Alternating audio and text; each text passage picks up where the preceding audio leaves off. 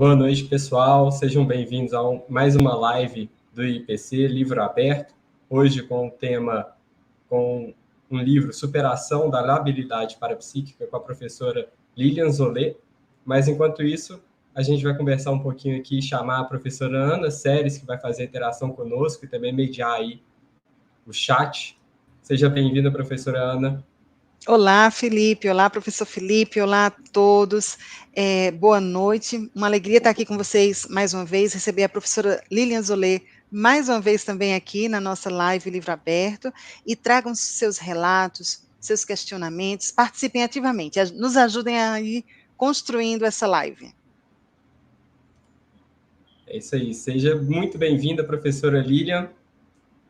De tê-la aqui mais uma vez no IPC, né?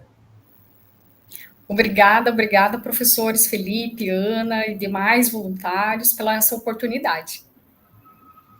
A professora e autora Lilian Zolé, ela é pesquisadora da Conscienciologia desde 1998, voluntária desde 2000, docente desde 2004 e EPICOM desde 2014. Ela também é autora e organizadora dos livros Manual do Acoplamentário e Acoplamentário Primeira Década. É a coautora dos livros Terapia Cognitiva Comportamental e Acoplamento Energético. E autora do livro Parapsiquismo na Infância, Perguntas e Respostas, Síndrome do Impostor, entendendo a mente de crianças mandonas e autoritárias. Também é autora de 26 verbetes da Conscienciologia e 10 artigos. Além disso, ela é graduanda em Medicina, graduada em Fisioterapia e Psicologia, especializada em Saúde Pública e Saúde da Família. Terapia Cognitivo-Comportamental, com ênfase em crianças, adolescentes e família. E também é psicóloga clínica. E agora com esse livro, Superação da Labilidade Parapsíquica. Seja mais uma vez muito bem-vinda, professora. Olha, eu que agradeço novamente, né, aí os meus colegas pela essa oportunidade de ter esse espaço onde a gente consegue trocar ideias, compartilhar vivências, né? Então, para mim é muito rico e eu aprendo muito cada vez que eu venho aqui com vocês, né? Porque é um momento que a gente consegue realmente fazer essa troca bem aberta, né? Então, muito obrigada. Felipe, eu posso apresentar aqui o livro? Claro, com certeza. Vamos em frente, então. Olha, a gente vai conversar hoje sobre superação da labilidade parapsíquica, uma escolha evolutiva. Esse livro ele é publicado pela Editares agora, né, no ano passado, 2023, tem mais de 270 páginas, um livro que traz o assunto assim a gente vai detalhar, né, o assunto com profundidade, com casuística pessoal, com mais de 19 técnicas da Conscienciologia, são 6 sessões, né? A professora traz os conceitos, vai falando da labilidade e algumas variáveis também, das comorbidades, a gente escuta muito falar no dia a dia, né, em síndrome de Burnout, então a gente pode abordar esse tema aqui, fala da desperticidade também, que a gente pode detalhar daqui a pouquinho, vai trazendo muito bacana aqui, ó, casuísticas parapsíquicas, traz os casos concretos de parapsíquicos, né, renomados, a exemplo da Elizabeth de Esperança e do Carlos Mirabelli, e é isso, vamos conversando com a professora, a capa está belíssima para vocês apreciarem, depois se ela puder contar para nós a escolha também dessa capa, e seja muito bem-vinda, professora, é muito bom te escutar, vou passar vocês aí para o diálogo, que a gente quer isso, essa interação. Exato.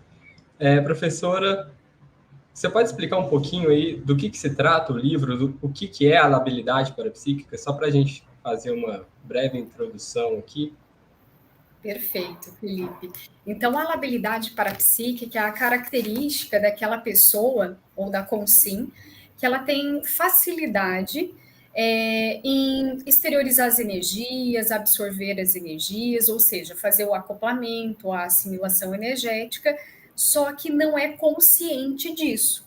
Ou seja, ela acaba sofrendo rebarbas, que a gente fala que é a ressaca energética. Por ela ser muito aberta, que também a gente conhece como consim esponja, né? Então ela vai pegando tudo que é dos outros, do ambiente e assim sucessivamente, e ela não tem esse juízo crítico ainda desenvolvido para saber o que é dela e o que é do outro. Então toda essa absorção das energias acaba atrapalhando ela. Então, ela acaba ficando mais assim, obnubilada, digamos assim. E essa ressaca energética, ela é vista com sinais e sintomas na pessoa. Então, começa com os pensamentos mais intrusivos, né? Então, pensamentos depreciativos, que não são a base daquela consciência, ou seja, é naqueles momentos só de interação, fica bem característico. Isso acaba alterando o estado emocional dessa consciência e também as suas ações, seus comportamentos. Então, ela acaba tendo essas escagens inconscientes, né? E por ela ser incipiente, não ter ainda o raciocínio, o juízo crítico, né? Desenvolvido, então ela fica com essa energia por algum tempo, muitas vezes semanas, né? E ela fica desconfortável. A grande questão é que essa pessoa ela pode sim a desenvolver alguma questão até somática, doenças pela falta da desassimilação energética, né, dentro desse contexto. Então, digamos assim, é bem amplo esse universo, e por isso que eu trago no livro que eu trato a labilidade parapsíquica como uma parapatologia, tá? Então, essa é a minha visão de autora, e estou trazendo as minhas experiências aqui, né, tanto em preceptoria, em cursos, né, e até as minhas vivências, né. Então, eu trago esse tema como nosográfico. Ah, legal, professora. Já que você falou aí das suas vivências, as suas vivências foram o motivador da escrita do livro? Você já passou por alguma labilidade assim, mais forte? Como é que foi a sua chegada na Conscienciologia? Você passava por isso? Não? Perfeito, perfeito, Felipe.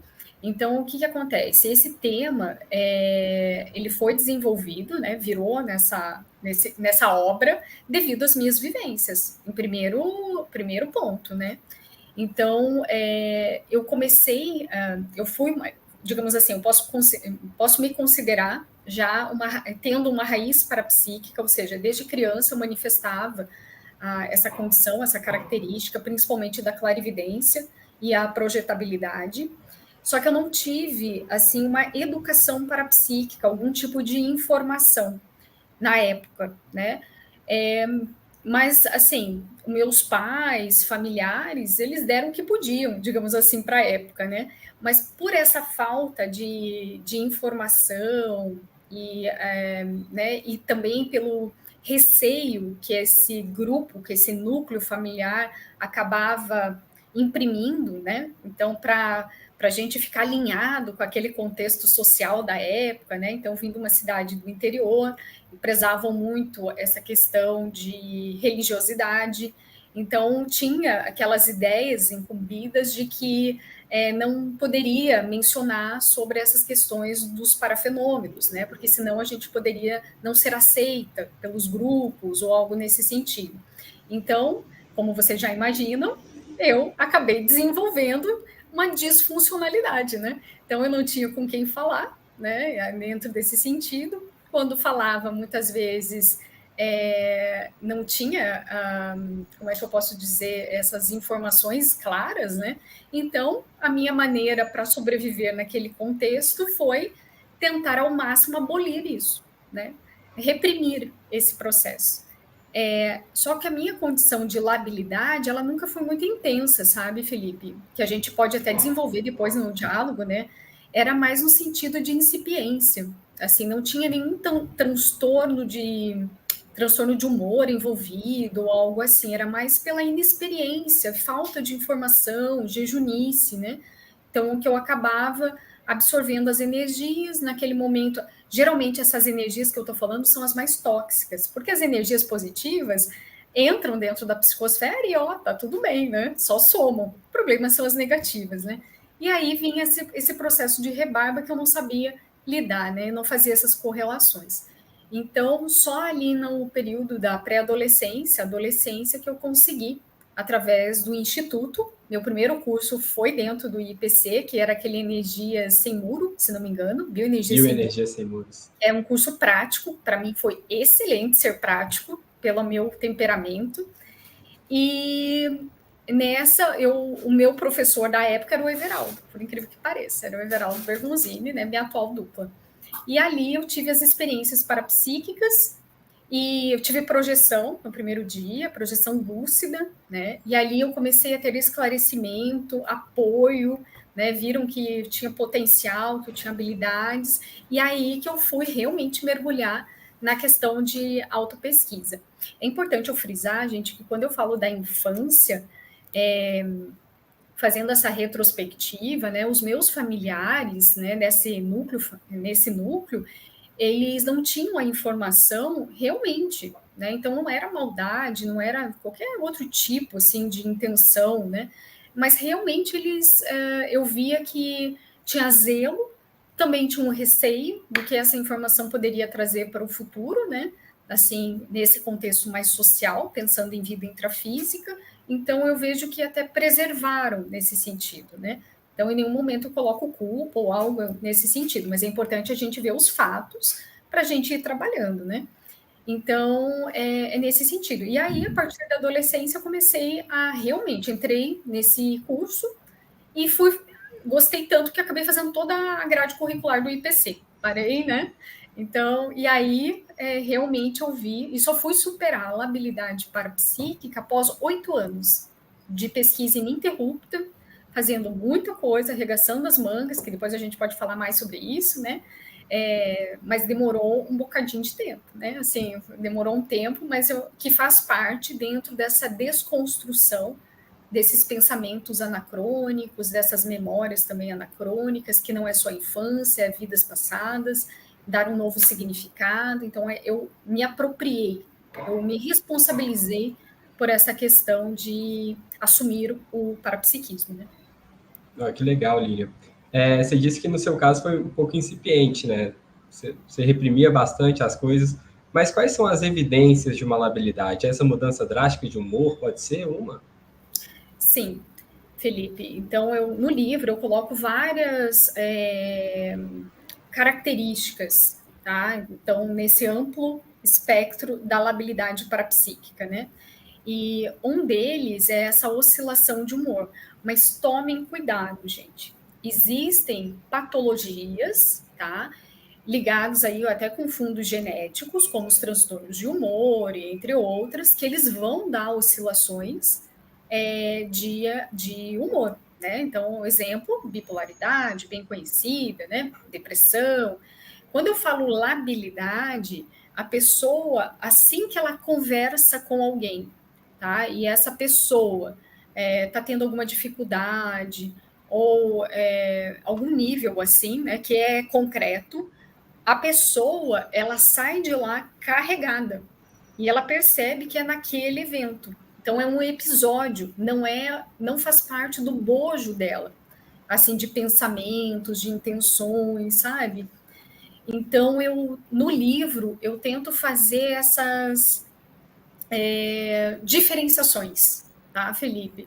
Porque é muito sério isso, né? Então, para a pessoa saber qual realmente é a principal causa, a raiz do que está levando a essa labilidade, né? Então, no meu caso, ficava muito claro, eu dou até casuísticas ali no livro, né? Práticos, assim, quando eu trabalhava na fisioterapia, entrava em contato com idosos, esses idosos estavam depressivos, né? E eu sentia na hora, assim, é como se drenassem a minha energia, né? Mas as pessoas não fazem isso intencionalmente, né? Então é bem importante enfatizar isso, né? Então é aquele momento de vida delas que está propiciando esses episódios, né? E aquela que tem mais facilidade de abertura energética, ela acaba sentindo esse sofrimento alheio. Mas como na época de fisioterapeuta eu não sabia lidar, né? Bem com isso, né, não fazia ainda aquele EV, né, diariamente, né, para fazer a desassimilação, eu sentia isso, achava que era meu, banalizava o processo e continuava no trabalho, sabe? Uma visão monodeísta ainda, né? Monodimensional, digamos assim, né? E mesmo sendo parapsíquica, eu não tinha ainda a habilidade para fazer essa desassim, entende? Nesse sentido. E também eu noto assim que quando a gente tem desenvoltura parapsíquica, tipo clarividência, a gente acaba negligenciando, sabe, Felipe? A gente acha assim que a gente vai dar conta, não, a gente faz ali a desassimilação, mas é sempre como é que eu posso dizer, na emergência, né? Então, nunca é antecipado, nunca é... Mas eu estou falando assim, que geralmente, né? Não posso colocar todos os casos, né, nesse sentido. Mas não sei se ficou claro, né? Então, é bem Ficou? importante diferenciar. Então, um dos Aham. sintomas é esse, a mudança de humor, nessa questão, só que deixar claro que isso não faz parte dentro do rol de pensamentos dela. Então, ela vê que quebra o roteiro dela de pensamento, né? Ela sente isso, né? E já os transtornos de humor, a gente vê uma repetição episódica. Então, tanto tempo a pessoa fica de um jeito, tipo, meses ela fica assim, de repente ela muda e fica algum tempo também, tipo 3 meses, numa mania eufórica. Isso acaba gerando conflitos com grupos, conflitos com essa convivência, mas isso é periódico, sabe? É diário. Não é somente a assimilação. Pode estar associado com uma labilidade, mas a base ou a raiz é algo genético, né? Para ser que pode ser revertido com um tratamento adequado. Ó, que legal. E será que... eu penso que você deve saber, né? Por isso que eu vou te perguntar. Quanto mais a pessoa vive dentro de uma energia ali que não é o padrão dela, mais ela vai absorvendo aquele padrão, ela vai criando até um modus operandi dentro daquilo, ela vai reproduzindo aquela energia que não necessariamente seja algo dela. Com o tempo, sem a desassimilação, ela pode adotar essa postura e isso se tornar ali talvez um traço fardo ou algo que vai atravancar a vida dela? Olha, Felipe, penso que sim. Então, se ela não faz essa desassimilação e ela fica literalmente intoxicada, e vamos lembrar assim, gente, a energia gravitante que fica na sua psicosfera, ela precisa ser alimentada, correto? E uma das fontes de alimento é o autoassédio. Mas o que acontece? Quando a gente absorve as energias tóxicas sem juízo crítico, é como se aquele holopensene ou aquele pensamento negativo fosse seu. E se você não estiver atento, você coloca-se nessa posição, como se fosse seu. Só que é interessante que esse processo de assédio, ele faz ativar memórias na pessoa, né, ali na alvo, em que ela começa a introjetar pensamentos disfuncionais, como a baixa autoestima, tudo para ela vai ficando mais negativo, o olhar dos outros para com ela também, né? Então, ela vai introduzindo aquela energia, olha só, a energia que moldou um pensamento, né? E que sim, vai mudar as ações dessa pessoa, né? Só que esse alimento que eu estou falando, né? Essa correspondência que tem que ter, aí é da própria pessoa. Quanto mais você tiver pensamentos negativos sobre si, sobre o outro e sobre o mundo, isso vai potencializando esse ciclo negativo, perfeito? E isso sim pode criar um adoecimento na pessoa, se ela não interromper isso, né? Então, por isso que tem aquela classificação, sabe, Felipe, que o Valdo desenvolveu sobre o parapsiquismo, né? De aquele parapsíquico sadio, autodefensivo e doentio, né? Então, tem tudo a ver com a aplicação do mental soma, do juízo crítico, do discernir o seu pensamento, discernir a intrusão das energias, né? Então, aí a gente vê a importância de saber fazer uma desassimilação energética, para realmente você conseguir ver o que é seu e o que é do outro, né, nesse sentido. Outro aspecto, rapidamente, tá, que eu vou pontuar, assim, quando a pessoa tem alguma questão mais psiquiátrica, e, gente, aqui quando eu falo psiquiátrico, não vamos banalizar ou criar um mito ou algo negativo, né? Então, aqui eu estou falando do estudo da mente, né, do funcionamento e estruturação desse raciocínio, dessa expressão da consciência, né? Então, quando ela tem algum tipo de dificuldade mais orgânica, de origem orgânica, neuroquímica, isso muda-se um pouco. Então, essa pessoa ela é altamente conflitiva e muda demais os parâmetros dela de comportamento, tá? Então, fica evidente essa questão. E uma coisa que eu quero ressaltar é que, geralmente, essas pessoas, elas têm tanto baixo juízo crítico sobre os seus pensamentos e o que está, e a reverberação no seu ambiente com as pessoas, que ela sempre terceiriza a responsabilidade. Então, ela nunca acha que é dela, que é sempre os outros que estão errados e que ela simplesmente está reagindo. Já com sim lábil, que é um pouco mais, tipo, saudável ou autodefensiva, que não tem esses blocos que eu falo de autoassédio mais cronificado, ela é muito aberta, ela sabe que tem algo errado, entendeu, Felipe? O juízo crítico dela está funcionando. E, pelo contrário, ela não culpa os outros, ela fala, o que está de errado comigo? Por que eu fiz isso? Porque não é o modo dela operar. Ela vê aquilo escancarado. Por que eu fiz isso? Por que eu estou sentindo isso? Por que eu sinto tristeza se não aconteceu nada para eu ficar triste? Né? Não teve nenhum evento. Por quê? Aí você lembra, eu interagi com fulano, que estava deprimido. Foi a única coisa, o episódio que eu tive. Tá vendo a diferença? Então, geralmente uma pessoa com um transtorno de humor, ela tem dificuldade de pedir auxílio. E isso é bem característico. Ela não quer nenhum tipo de tratamento, ela acha que é normal.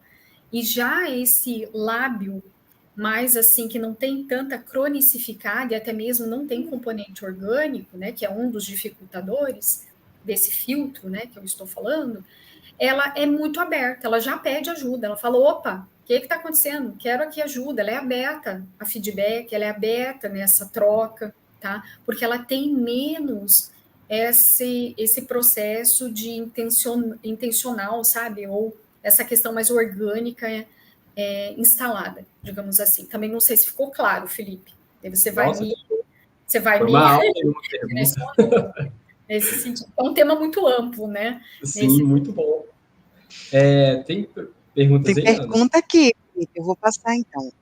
Professora Línia, temos muitos internautas interagindo, com boa noite brasileiros, boa noites portugueses também. Temos um público aí assistindo, né? Bem interagindo bastante aqui. A Kátia Filippini, ela dá os parabéns pelo livro, fala que é uma excelente autopesquisa, que amplia muito o nosso conhecimento e que ela gostou muito das técnicas ao final do livro. Também a Aride, aqui de Domingos Martins, ela dá os parabéns e fala que é excelente o livro e também a live está excelente. E aí nós temos o Sérgio Araújo Campos com a primeira pergunta. Ele está fazendo uma afirmação, mas eu acredito que é uma pergunta. Ele fala o seguinte: todos têm a labilidade parapsíquica? Olha, Sérgio, se a gente for pensar, todo mundo já teve esses episódios que eu comentei, não é? Principalmente no início ali dessa descoberta do parapsiquismo. Então, a labilidade, pensando em termos evolutivos, eu acho que ela é assim como é que eu posso dizer? Ela se faz presente, digamos assim, nesses casos, principalmente se a gente for pensar na jejunice parapsíquica, dado bem inicial ali das nossas descobertas, né? Então, ela é muito presente, sim, a labilidade, né? Essa condição de ser esponja, né? Então, faz parte, para mim, né? Faz parte do aprendizado evolutivo referente à habilidade parapsíquica, tá? E é interessante pontuar que a gente está falando muito do trafar da consim lábil, por ser uma parapatologia, um tema nosográfico. Mas, mesmo assim, cabe eu mencionar que ela tem um trafor, que é a abertura energética, gente, né? Então, o que falta para uma consim lábil é técnica para ela administrar esse parapsiquismo, as bioenergias, com maior desenvoltura e qualidade interassistencial e cosmoética, né? Então, pensando desse modo, a gente pode dizer que essa condição inicial, jejuna, da consim parapsíquica, né? Que ela está ainda se adequando a essa nova, ou nessa habilidade, digamos assim, né? Que está sendo reconhecida por ela, digamos assim, né? E eu vejo que entre ser lábio e casca grossa é melhor ser lábio, né? Que o casca grossismo é aquela consciência que ela não sente absolutamente nada. Ela tem um encapsulamento, só que não é positivo, é negativo. E por que eu falo isso, né? Porque na evolução, me parece que a gente precisa trocar, né? Trocar experiências. É natural da nossa parafisiologia fazer trocas energéticas com o ambiente. É assim que funcionam os chakras. Então, os chakras, eles movimentam energia para dentro, para a revitalização orgânica, das redes do psicossoma, do soma, né? Não é assim? Mas ela também tem uma desenvoltura, digamos assim, externa, né? Desses fulcros de energia. Então, a todo momento, nós estamos trocando energia consciente ou inconscientemente, né? O casca grossa, devido ao seu padrão de pensamento e intenção, ele faz um bloqueio total dos seus chakras. Ele não interage energeticamente com o externo, mas, ao meu ver, isso é um espelho da sua manifestação também com vínculo entre as pessoas, né? Então, tudo é um espelho, não tem como, né? Então, é uma pessoa que tem dificuldade de interagir, e isso dificulta a própria evolução da pessoa, né? Então, por isso que eu vejo assim, não que eu estou defendendo, né, a conciliável, mas eu vejo pegando esse argumento de que faz parte do processo de evolução da consciência, talvez seja um dos argumentos do porquê que a gente passa tanto pela labilidade até conquistar um patamar assim de administração lúcida dessa habilidade, né, dessa autonomia, né, de você querer por si, né, fazer essa movimentação energética interna, externa e assim sucessivamente. Temos aqui ainda umas 5 perguntas, vou seguindo, pode ser? Então vamos lá. O Fábio Klester, ele pergunta, gostaria de entender melhor a relação entre a labilidade parapsíquica e a síndrome de Burnout.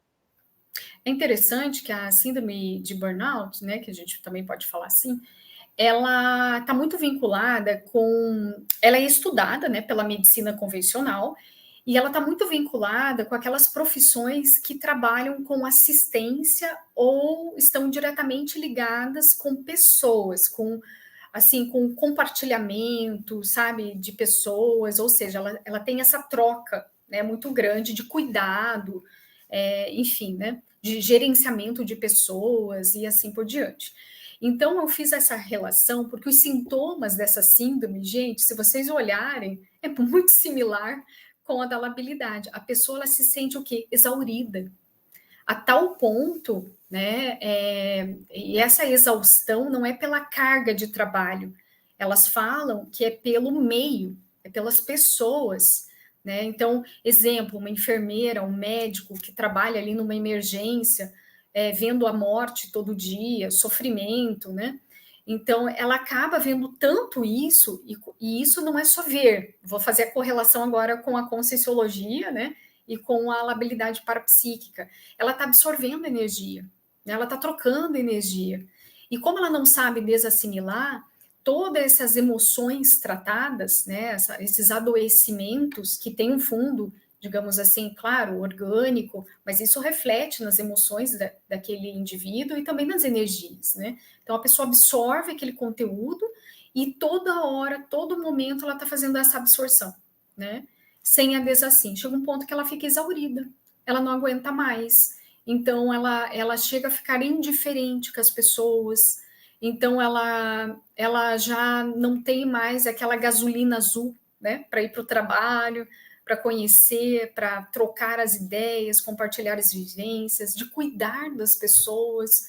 Então, ela vai realmente se exaurindo, né? Então, por isso que é como se ela se queimasse, né? De dentro para fora, nesse sentido. Né? Então, por isso que eu associei essa síndrome com a questão da labilidade parapsíquica, que, ao meu ver, esses profissionais que estão nessas áreas, e não é só a área de saúde, eles têm uma propensão de abertura energética maior, um temperamento mais voltado para isso, até pela escolha que ele fez profissional, né, que é esse gerenciamento de pessoas. E se ele não tiver essa administração energética, pode vir a desenvolver, digamos assim, essa síndrome que é muito comum, tá, nos dias atuais, né, digamos assim. Então, vale a pena vocês olharem, dá para aprofundar mais no livro, tem bastante coisa, eu acho que aqui eu só dou uma pinçada, né, assim, nesse sentido. Isso mesmo, tem um capítulo inteiro, né, sobre o assunto, é o na seção 3, comorbidades, o capítulo 10, labilidade parapsíquica e a síndrome de burnout, na página 87. E aí a gente tem agora uma pergunta muito interessante da Cris Franco.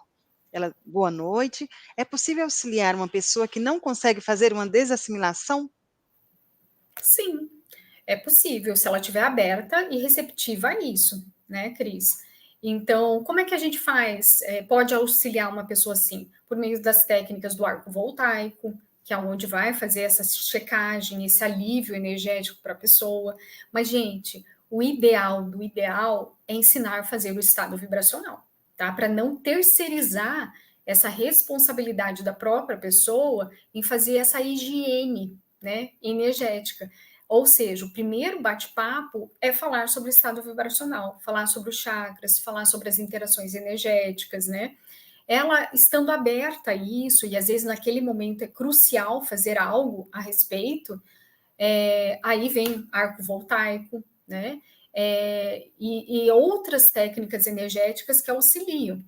Exemplo, né? Então, essa pessoa, digamos assim, que ela não tem, ela não é da conscienciologia, né? É novata, né? Então, ela jejuna nesse processo de parapsiquismo.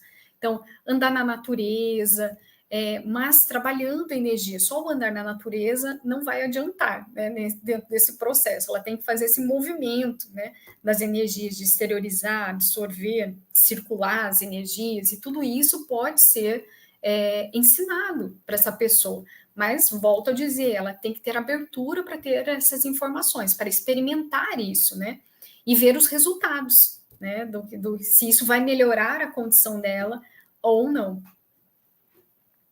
Muito bom, professora. Só compartilhando aqui, tem também no livro A Técnica do Estado Vibracional, página 199.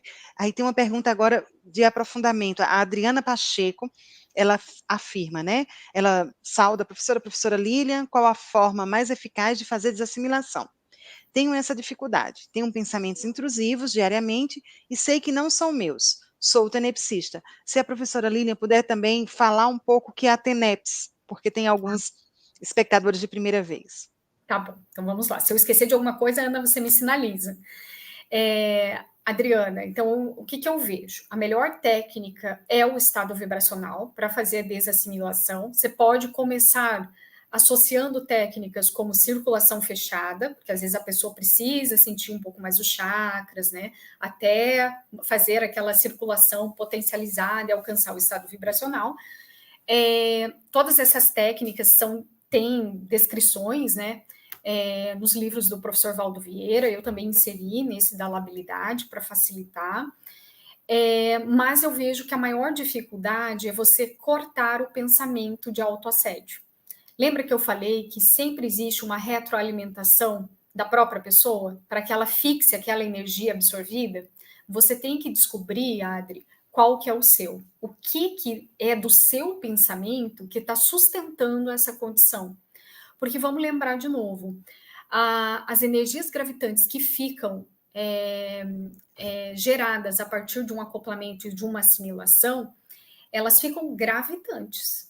Elas só vão entrar em você se tiver uma permissão, perfeito? Quando elas estão aqui gravitando na nossa psicosfera, a gente percebe emoções, conteúdos, ideias, mas ainda não aflige dentro de nós, correto? Quando você está tendo já pensamentos intrusivos, ou seja, pensamentos de autoassédio, isso quer dizer que ela está ultrapassando as camadas, né? Está ficando mais profundas. E isso me leva a pensar nessa questão. Qual é o seu autopensene, né? Que está mais nosográfico, que está fixando esses padrões de energia. E aí você tem que fazer uma investigação, tá, Adri? Eu indico, e o que eu fiz de autopesquisa que me ajudou a identificar alguns padrões de pensamentos anacrônicos que me mantinham fixada, né, em alguns tipos de acoplamento e assimilação mais negativos, foi a própria Conscius, né, então o próprio conscienciograma. Então ele ajuda demais nesse processo. Outro que é um curso que eu vejo, assim, que é o maior carinho por ele, do IPC, o ECP1, né? Então, ele traz muito essas descobertas de trafores, trafares, trafais, e que isso faz total sentido na consciência lábil, tá, Adri? Então, e outra questão, né, da dificuldade de fazer a desassimilação, às vezes tem pessoas que me perguntam assim, Lilian, eu estou fazendo EV, faço 20 EVs ao dia, mas eu ainda estou pensando no assunto X, na situação Y que ocorreu. É justamente essa falta de desconexão com a ideia que você acoplou é que faz com que você não faça uma desassim completa. Entende? Então, só o EV, gente, não vai dar conta. Porque o PEN, se o PEN tiver contaminado ainda, você relembrando situações, relembrando memórias, né? E isso faz a conexão com essa energia mais negativa e que te mantém naquele padrão mais lábil, entende? Faz sentido? Então, por isso que é bacana trazer essa autopesquisa, né, para fazer essa interrupção do pensamento, para realmente fazer essa higiene que é a desassim completa, né? Muito bom, professora. E aí a Carolina Mor, ela é uma pergunta muito semelhante, mas ela pergunta assim: como você se protege das energias externas? E aí, se você puder falar também um pouco do caderno de ortopensatas, tá? Tá. Se proteger, eu vejo assim, se você tem maior acuidade com as energias, ou seja, você consegue discriminar, né, o padrão das energias suas, né, ou seja, você está ciente de como você está naquele momento, né, e você tem uma desenvoltura em trabalhar com as técnicas de energia, fica muito mais fácil você administrar esse processo de acoplamento e assimilação que a gente faz a todo momento, a todo dia.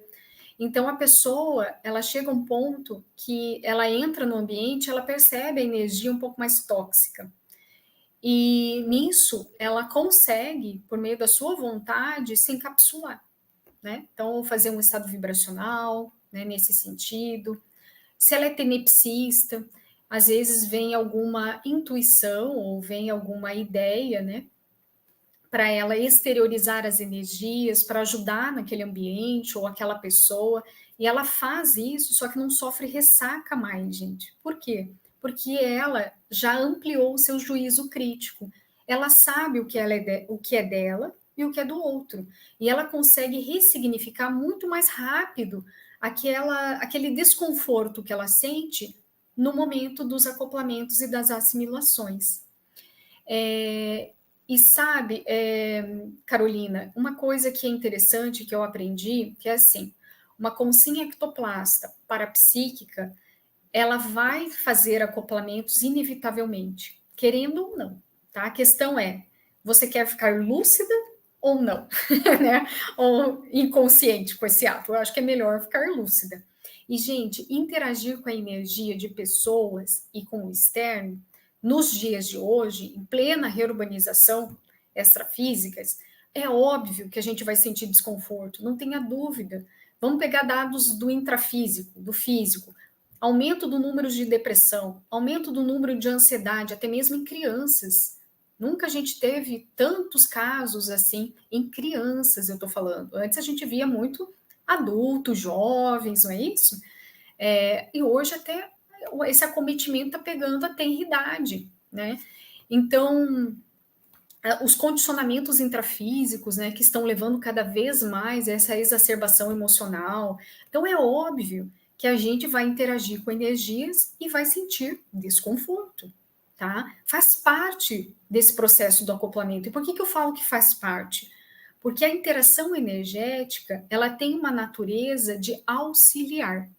Ela é, por si só, uma ferramenta interassistencial. Só que a gente tem que aprender a lidar com isso. Você consegue melhorar, né, sendo, digamos assim, uma gotinha de água sanitária, vamos brincar assim, né, no ambiente, né, e uma gotinha você vai falar assim, mas é muito pouco. Não, não é. Né, uma gotinha junto com outra, com outra, com outra, a gente se junta e melhora muito, não é isso? Então, aprendendo a fazer esse processo, né, de saber das suas energias, né, saber fazer a desassim, você consegue, a partir daí, exteriorizar suas melhores energias, vai sentir o desconforto, mas você também ganha uma nova habilidade, que você consegue fazer uma reconstrução muito rápida do que você está sentindo. Então, quando você consegue ressignificar o desconforto e olhar que você está ajudando outra pessoa e que aquilo que você está absorvendo muitas vezes é só 1% do desconforto dela, gente, isso para tudo. O foco não é mais você, não é mais no desconforto, o foco é na interassistência. Então é isso que eu aprendi nesse caminho, sabe? Então aí você já nada de, digamos assim, você já consegue desenvolver um trabalho, né, com um processo energético. Você não fica tão focado na dor. Você olha para o amparo, você olha que você não está sozinha, você sabe que aquilo é momentâneo, você desdramatiza muito essa questão, né?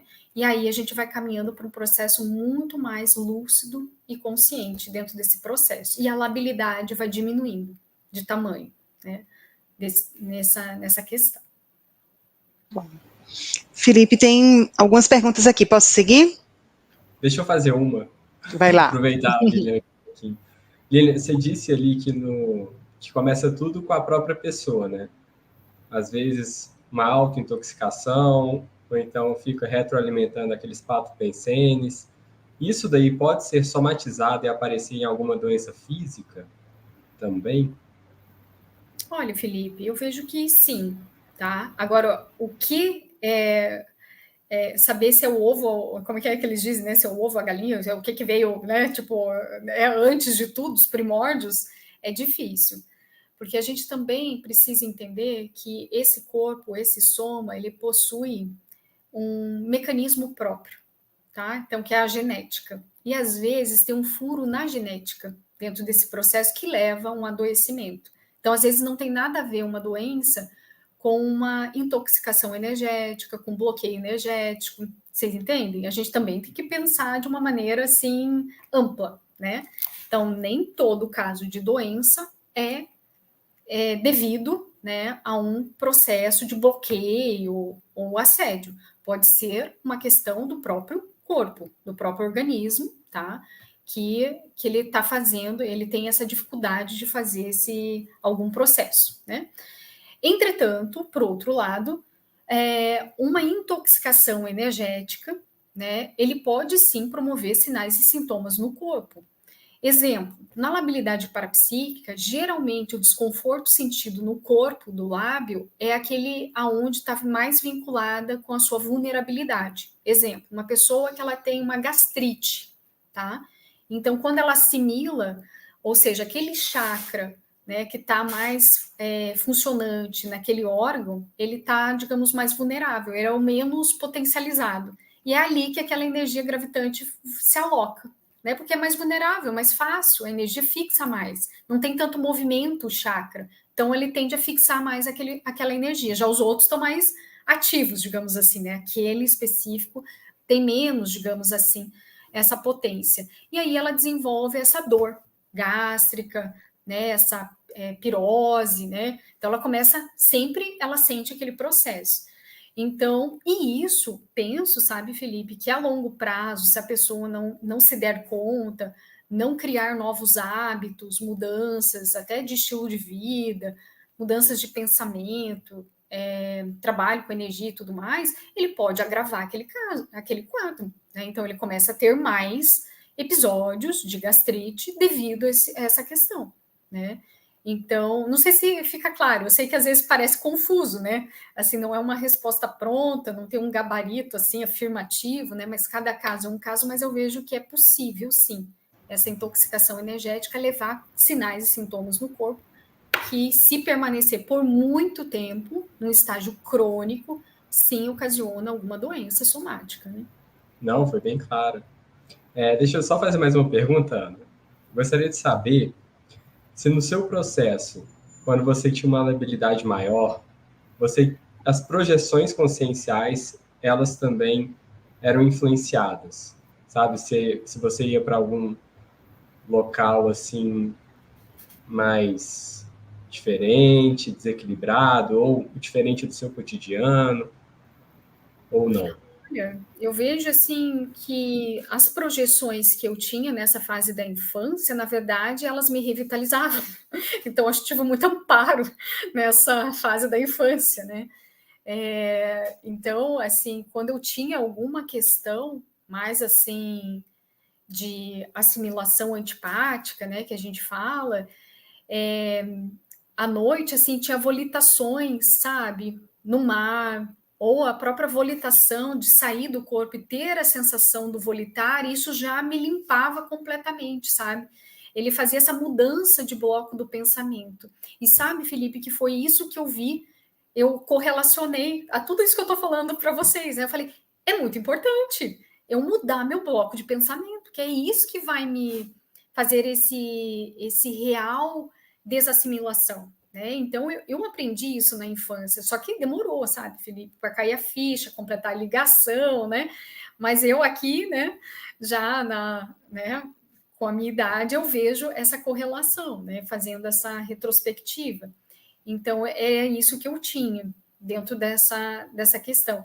E outra, sabe, Felipe, no meu caso, como assim eu tenho maior desenvoltura com a clarividência, isso também me favorecia, por um lado, porque eu via de um modo mais concreto, sabe, as coisas que estavam acontecendo. Só que eu tinha receio, ó, que boba, né? Eu tinha medo de interagir com a multidimensionalidade, eu queria cortar a clarividência. Então, tantas pessoas querendo desenvolver, eu fiz o contrário na minha infância e pré-adolescência. Eu queria literalmente não interagir, para ser aceita por um grupo ou algo assim, né? Então, então foi justamente essa minha banalização, essa minha repressão com o parapsiquismo que me levou para a labilidade, né? Porque no momento em que eu peguei e falei assim, não, eu vou enfrentar o parapsiquismo, né? E fui lá e fiz maratonas de acoplamentário. Literalmente entrei no laboratório, fechei a porta e joguei a chave. Fiz uma maratona, né? E nesse momento que eu enfrentei o meu medo de ver a multidimensionalidade, acabou. Eu entendi o que era a labilidade. Eu entendi que não tinha assim, que o desconforto, na verdade, era a minha infantilidade. Eu estava muito focada no meu ego, no que eu sentia, sabe?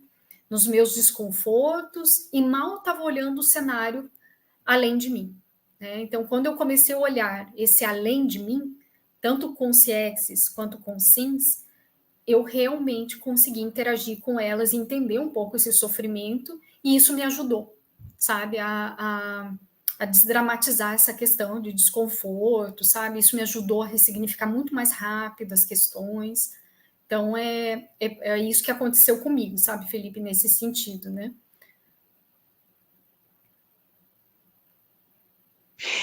Professora Línia, você há pouco falou que mudou o bloco de pensamento, né? Isso te ajudou a ficar mais alerta à ortopensenidade em si. E a gente tem logo mais lançando aí um caderno, né, de ortopensatas. Quer falar um pouquinho para a gente? É um caderno de exercício de ortopensenologia, né? Que é a ciência Sim. que estuda os ortopensentes, que são esses pensamentos retos, né? Retilíneos, né? Mais harmônicos e equilibrados, né? Então, eu investi muito em estudar a pensenidade, assim como o parapsiquismo, né? A parapercepciologia.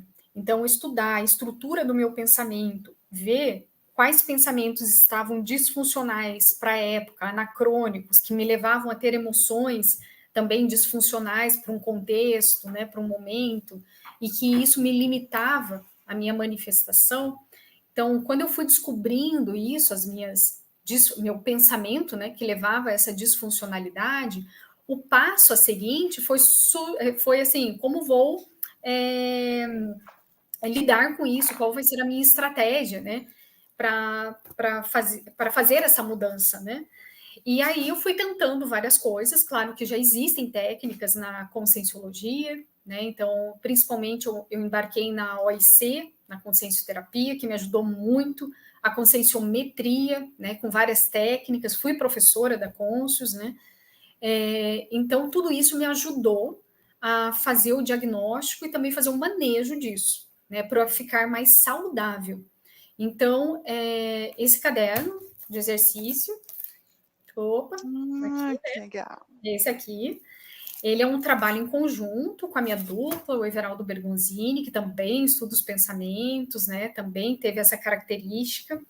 E a gente compilou as técnicas que a gente fez conosco mesmo, né? Então, a gente viu aquelas que deram mais resultado e tentou colocar de uma maneira bem prática, né? Para cada pessoa ali, a partir do caderno de exercício, conseguir identificar esses pensamentos que estão disfuncionais, que muitas vezes, gente, tem vínculo com a vida atual, com o processo de mesologia, né? Que daí é muito mais fácil dar um novo significado, ou retrovidas, que daí é um pouco mais difícil, porque está enraizado, né? Mas a gente consegue, né? Com muita força de vontade, motivação e técnicas, a gente consegue fazer essa reestruturação pensênica, né? Dentro, tudo exige método, tudo exige uma técnica, gente, não tem jeito. Para a gente fazer essas autossuperações, a gente vai ter que realmente aplicar essas técnicas da conscienciologia, que tem centenas, né, e que são viáveis e dão certo. A nossa questão é persistir, né? E lembrando, técnica, gente, para mudar um hábito demora meses. Imagine hábitos pensênicos, né? Então a gente tem que ter persistência em aplicar a técnica, ver os efeitos e continuar.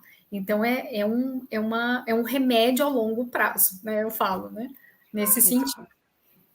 Muito bom, professora. E a Cristiane Flores, ela pergunta se você pode citar alguma casuística da Elizabeth Desperance, e por que a escolha dessa parapsíquica no livro? Perfeito, Cristiane. Então, eu tenho, assim, uma conexão com a história, né, da Elizabeth Desperance grande, né, na minha trajetória. Então, uma das, digamos assim, um dos passos para a minha terapêutica, né, da minha autocura, foi ler livros sobre parapsíquicos, para compreender, né, tudo que eu tinha medo, né, entender um pouco mais da labilidade. Eu falei, deixa eu ver nessas biografias o que acontecia com esses parapsíquicos, né?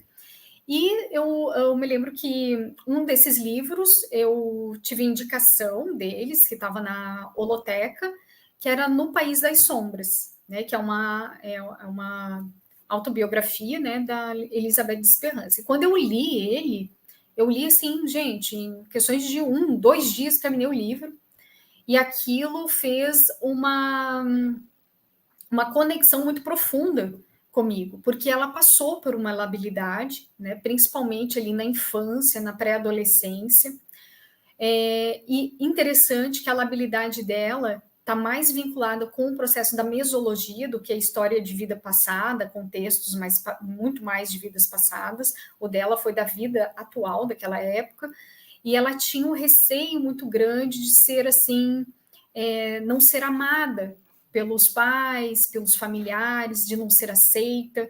E ela também tentou negar a qualquer custo a sua clarividência, né? E ficou doente por esse processo, né? E só depois, na adultidade, com ela, foi no caso no espiritismo, que na época era o que tinha, né?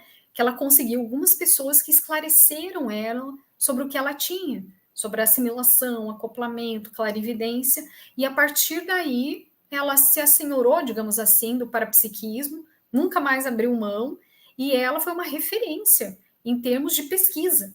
Ela foi uma das primeiras ali, parapsíquicas, que estimularam a escrita, que estimulou grupos de pesquisa. Ela também me chamou muita atenção pela característica que ela trabalhava o parapsiquismo, e ela falava assim que ela não era, sozinha ela não era nada. Ela falava que só acontecia os fenômenos parapsíquicos, né, de materialização, que era o caso dela, e de cura e tudo mais, por causa do grupo que estava com ela. Então, ela valorizava cada um dessas pessoas e faziam com que eles se desenvolvessem também. Então, ela não tinha esse protagonismo, assim, vaidoso, nada disso, né? Então, ela me chamou muita atenção, né, dentro desse processo. E sempre foi muito... Ela começou a se dedicar muito à escrita, né? Então, e isso ajudou ela em termos emocionais, né, para ela compreender melhor essas questões e diminuir o processo da labilidade até chegar a um ponto dela ficar lúcida, né? E é interessante que essa personalidade, hoje, ela é uma amparadora ali da Conscienciologia, né? Conhecida como aragonesa, e ela está muito vinculada com essas reconciliações grupo-kármicas, né? Então, ela trabalha muito com esse processo. Então, aí eu fiquei pensando, poxa, com esse potencial, né, de consciência, tendo ali dificuldade no início da vida, eu falei, caramba, né? A gente consegue, né? Tipo, a gente também faz parte, né, desse processo. Se ela, com todo o potencial dela, já é amparadora, né, nível evolutivo muito mais amplo, né, do que o nosso, passou por isso, né? Imagina a gente. Então a questão é realmente, e quando ela fala da dedicação dela com técnicas, com métodos, né? Isso para mim ecoou muito grande dentro de mim, né? Então fortaleceu essa questão de autopesquisa, né? Então foi por isso que eu escolhi essa personalidade. Muito bom, professora, as biografias exemplificam, né, e nos ajudam a compreender melhor. Excelente você ter trazido essas casuísticas, e tem outras também, né, para quem interessar na leitura. E aí a Anne K., ela pergunta se tem alguma previsão de lançamento do livro em forma de e-book. Eu acho que já está, Anne. Já está? Tá? Então, a gente vai procurar e disponibilizar aqui também. Editares, então tem e-book, tá? Então você consegue, tá bom? Excelente. Lá pelo site da Editares. Pronto. E aí eu vou fazer uma pergunta minha, pessoal. Se você puder comentar a escolha dessa capa, que está belíssima, e contar aí a história, contexto. A capa, na verdade, foi uma inspiração que eu tive, né? Então, eu não sabia muito... Eu estava com receio dessa capa, sabe, Ana? Porque eu não queria que transmitisse nenhum tipo de mensagem mais, assim, mística. Porque quando você fala de fenômenos, né, parapsiquismo, autovivências, eu falei, não quero nada que remeta a esse processo, né? Porque o livro é um ciclo meu de mudança. Eu queria falar, não, eu quero evidenciar essa mudança, né? E aí, eu estava em Maringá, né? Como eu estou estudando em medicina, né? Eu tinha acabado de sair de um plantão, né? Ou seja, fiquei sem dormir. Aí, quando eu fui descansar, tive uma descoincidência, né? E me veio para buscar a questão das sibilas. E aí, eu fui investigar um pouquinho mais, eu já sabia um pouco da história, né? E eu achei muito interessante, porque me veio a imagem da Sibila de Delfos, né? Eu tenho uma relação com Delfos, por causa da Grécia, eu já até apresentei verbetes e tal. E essa Sibila, representada na Capela Sistina, né? Pintada pelo Michelangelo, né? Eu vi a história do pintor, e isso que me chamou a atenção, né? Porque só a Sibila ainda era um contexto até místico, né? Dentro do processo. Mas ele fez dentro da Capela Sistina, católico, justamente uma das interpretações, né, que colocam, que era justamente para trazer um questionamento dentro da própria igreja ali, fechada nas suas ideias e tal, né, que existiam outros tipos de saberes, né, e que ele retratou várias sibilas de todas as épocas. Então lá tem do Oriente, né, então tem várias, cada uma com um significado, né, e a de Delfos tem a ver muito com o processo da clarividência, que é a ver além, e ele pintou isso, pintou ela, né, com manuscrito, com papiro, se vocês olharem, olhando sempre para frente, que era o ver além daquilo que é material, né, do que aquilo que é instituído, daquilo que é colocado, né, pelas pessoas, é sempre ver além. E eu achei interessante que ele colocou isso na Capela Sistina, né, como uma forma de crítica, né, de todos ali, né, parapsíquicos dentro de uma linha, né, de uma ideologia mais religiosa desse contexto. E isso me chamou a atenção, né? Então, e eu senti banhos de energia ali na época, daí eu falei, não, é minha capa. Daí eu liguei para o Hernani Brito, né, que é o editor, e eu falei, Hernani, é possível fazer uma capa assim, sabe? Ele falou, bora, ali, vamos tentar, né? E na primeira que ele fez, ele mesmo falou, nossa, Lília, é isso. Eu acho que diz muito sobre o livro, né? Então, é uma forma de eu também mostrar um pouco do meu passado, mas sempre evidenciando esse futuro, essa renovação, né? E sempre tendo o princípio da descrença, né? Sempre vendo além, mesmo tendo, às vezes, diante dessa dimensão intrafísica que traz muita coisa, muito holopensene e restritivo, né? Diante disso.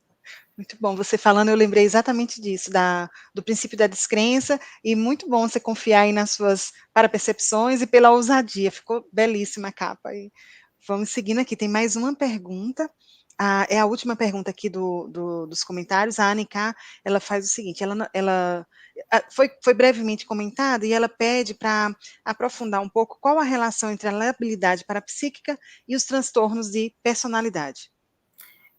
Anne, eu vou tentar assim fazer um resuminho, tá? Porque aqui é um outro bate-papo, tá? Que envolve a psiquiatria, né? Então, os transtornos de humor, principalmente, né? Então, aqueles que são elencados como bipolaridade, né? Como depressão, que daí tem maior, menor. Então, tem várias definições, tá? Tem vários contextos. Mas é aquela pessoa que está tendo alguma questão orgânica a nível cerebral, ou seja, tem uma deficiência neuroquímica de alguns hormônios que são essenciais para o seu funcionamento cerebral. E que elas acabam tendo alguns quadros, né, de pensamentos mais acelerados, que isso acabam repercutindo nas suas emoções, que acabam repercutindo também nas suas relações interpessoais. Então, uma pessoa que ela expressa muito mais agressividade, é mais explosiva, e isso não é assim raramente, é uma conduta padrão da pessoa, tá? Então, é uma pessoa que chama atenção num grupo, digamos assim, pelo seu comportamento, pela sua manifestação, né? E aí, dependendo cada tipo de transtorno, vai ter suas características, né? Então, o deprimido, ele tem os pensamentos mais negativos, é desesperançoso, né? Então, ele acaba tendo um processo um pouco maior, assim, de vitimização. Mas, gente, eu tenho um cuidado imenso com a psiquiatria para a gente não ter uma visão desta pessoa que naquele momento está passando por isso, tá? Então, a pessoa não é ruim ou má, ela está passando por algo orgânico, tá? E que ela manifesta muitas vezes de maneira robotizada essa questão, porque não está funcionando o soma dela, né? Então ela não consegue fazer uma reflexão profunda. E é por isso que elas têm dificuldade de se auto-perceber-se, né? Então é por causa desse processo. Então ela fica ofuscada por ela mesma, digamos assim, por essa conjuntura disfuncional que ela está tendo. Uma vez ajustada a neuroquímica dela, ela começa a agir de maneira diferente, ela consegue parar para pensar e refletir. Ela mesma, muitas vezes, ela para e fala: nossa, parece que eu estou vendo o mundo de modo muito mais claro. Olha só, né? Então, é por isso que é importante a terapêutica dentro dessa questão, né? E isso não inviabiliza ela na qualidade de vida, no desenvolvimento dela, da sua proex, da sua, entende? Dos seus contextos, né? Então, é só buscar tratamento, feito. Já a labilidade é uma conduta exceção. Então, a pessoa ela sabe que aquele pensamento, aquela energia, ela acontece em uma situação específica, né? Então, ela sabe que algo diferente que está acontecendo com ela que não condiz com com o seu hábito, tá? Então, ela não tem um padrão de sempre fazer isso, de sempre sentir desconforto. Não é sempre, sempre, sempre. Se for, tem alguma coisa errada, né? Então, o lábio, que é mais assim autodefensivo, como eu falo no livro, ele tem uma vida praticamente normal. E de vez em quando, naqueles processos mais grossos de acoplamento, é que ele tem essa repercussão. Tá? E que muitas vezes, por ele não ter pensamentos vinculados a isso, ele faz uma desassimilação meio que basal, natural, digamos assim, em semanas, porque não fixa aquele padrão com o pensamento dele. Então aquilo acaba se eliminando, né? Já quando é mais cronicificado, tem algo mais enraizado, né? Que deve ser investigado nesse processo. Que aí pode estar vinculado com traumas, pode estar vinculado com uma questão mais orgânica, né? E assim sucessivamente, tá? Então eu tentei resumir, tá bom, Anne? Peço para você ler com carinho essa seção do livro, tá? Que aí sim fala bem certinho, tá? As definições de cada transtorno, características, diferenciações, tá? Tem tudo lá, tá bom? E se tiver alguma dúvida, fica à disposição, Anne. Infelizmente, nosso tempo terminou, professora, mas eu queria fazer uma última pergunta, depois você já faz as suas considerações finais, depois a Ana. Já aproveitando aqui o gancho do título do livro, né, Superação da Labilidade Parapsíquica, uma escolha evolutiva. Como foi, qual que é o nível de importância ou o que mudou na sua vida depois de ter tomado a escolha de ter barrado, entre aspas, aí, a sua labilidade? Como a sua vida mudou? Olha, Felipe, eu acho que foi do 880, no sentido bom, né? Da mudança, né? Não de. Mas, assim, eu vejo que a escolha evolutiva sempre é a melhor, mas não é a mais fácil, né? Então, como eu falei, muitas técnicas, muita aplicação de técnica, mergulhos intensos no acoplamentário. Então, fez mais de 100 como aluna, como monitora depois, né?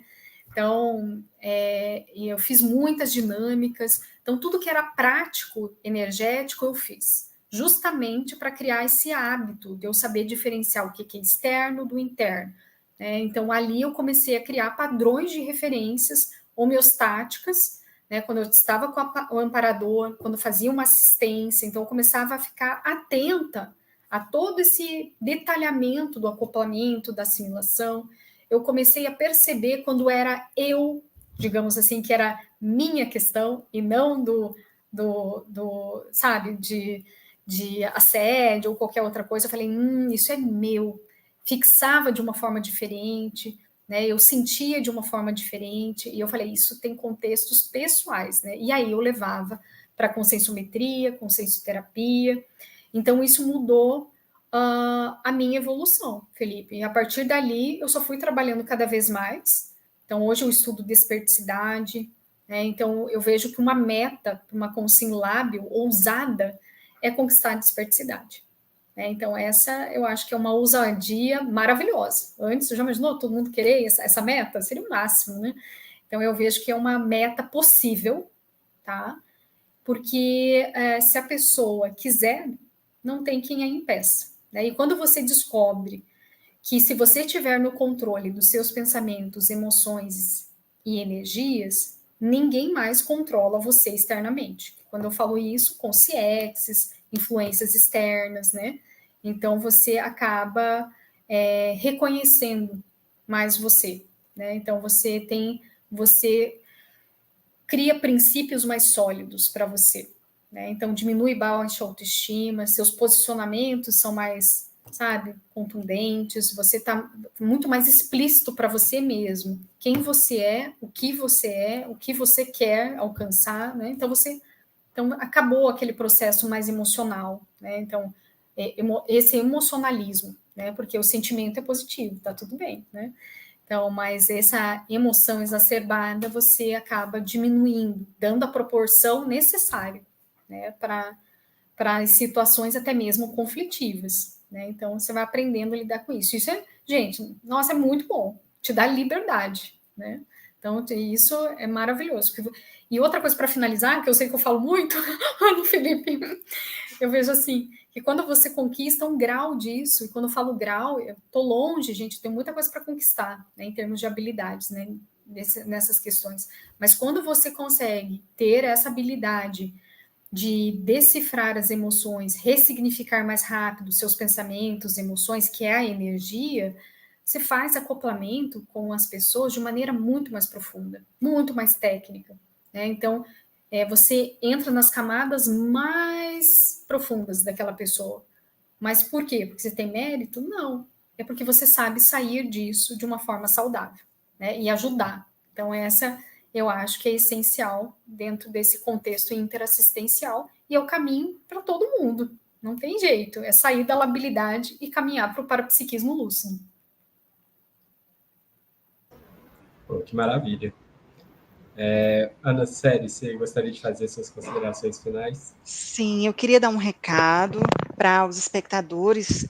Primeiro, agradecer a participação de todos, a interação que foi muito boa, foi muito dinâmica, as perguntas de vocês, né, conseguimos trazer todas para a professora, e aí a gente deixa a seguinte informação.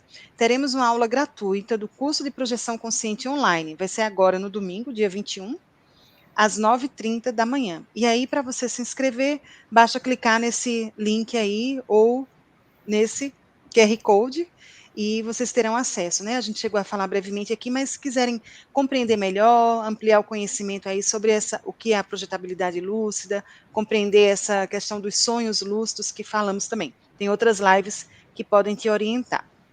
E a professora Lília também, nossa imensa gratidão pela sua disponibilidade, pela sua didática. É muito bom lhe ouvir, então pode falar bastante, que a gente gosta de lhe ouvir, a gente aprende com o seu exemplo, com a sua ousadia, né? O seu exemplarismo, ele está além das palavras, na ação principalmente, assim.